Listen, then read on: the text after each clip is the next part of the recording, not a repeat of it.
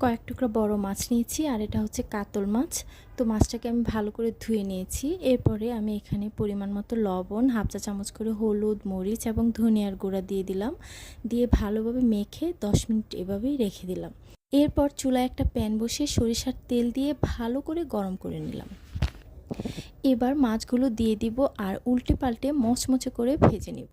মচমচে করে যখন ভাজা হয়ে যাবে তখন মাছগুলো তেল থেকে উঠিয়ে একটা প্লেটে তুলে নিব।